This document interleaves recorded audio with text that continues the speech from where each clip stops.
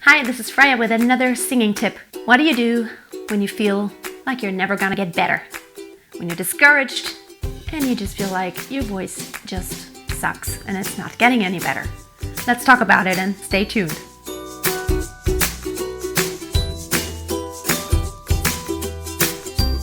Have you ever felt, or do you currently feel like it's not worth it? You have been practicing or you have been singing and it just always seems like it just never gets better.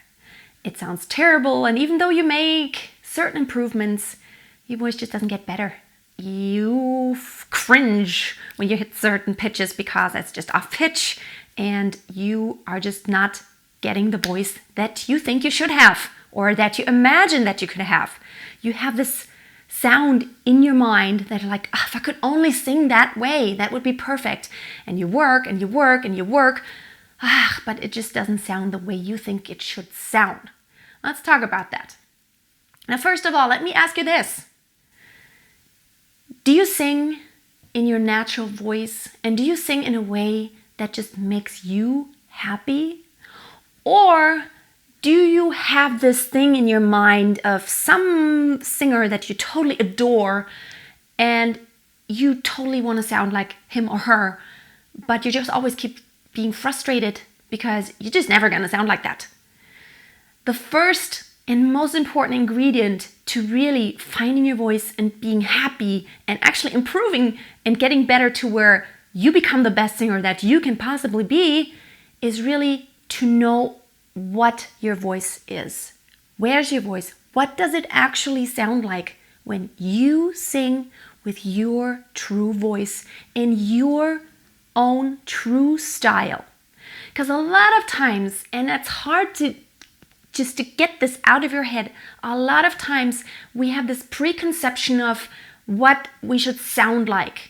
We hear the music in the radio and there's a style that's prevalent, and then it makes us think, okay, that's how any singer should sound. But just let me open up your mind a little bit. Just stay open-minded. Go back, let's say 100 years. There have been sound recordings for the past 100 years. Do a little research and find out what did singers actually sound like in the 80s, in the 70s, in the 90s, in the 60s, in the 1920s. You can find recordings of singers from all times on YouTube. Just do a little research and you will notice that in every period, singing was totally different. And also, when you go back a few decades, you will also notice that it wasn't all about absolute perfection. That's something that has started actually in the past 20 years or so, and actually especially in the past decade or so, that the style that is wanted, that the music production companies want, and something that is just kind of, see it as a media thing, the media just suggests that's what it should be like, is auto-tuned and perfect pitches and this very, very perfect thing that's happening with your voice. Now, if you go to any live concerts, you will notice it is not about that perfection anymore. It is so much more.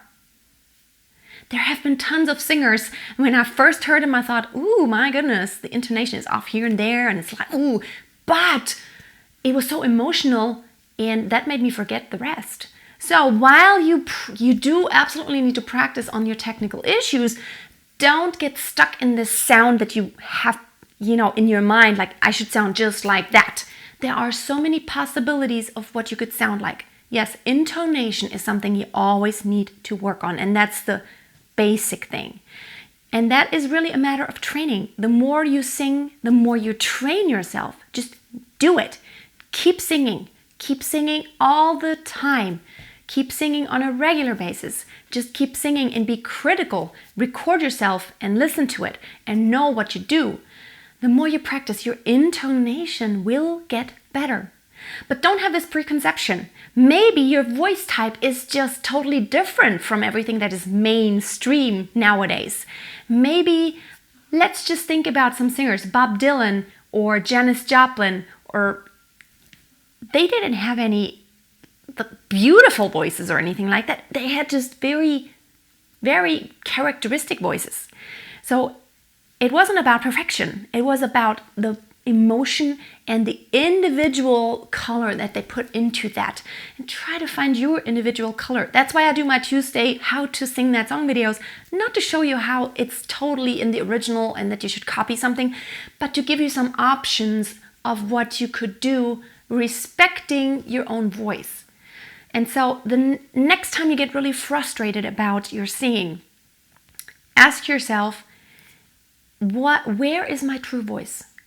What can I do to find it? Maybe my strength isn't belting out high.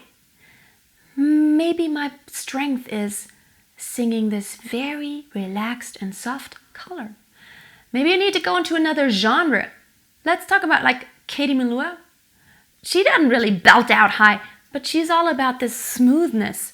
So be true. And the most successful singers have been the ones that could continue the true voice. Only when they use their true voice, they could continue that for decades and have an ease in their voice.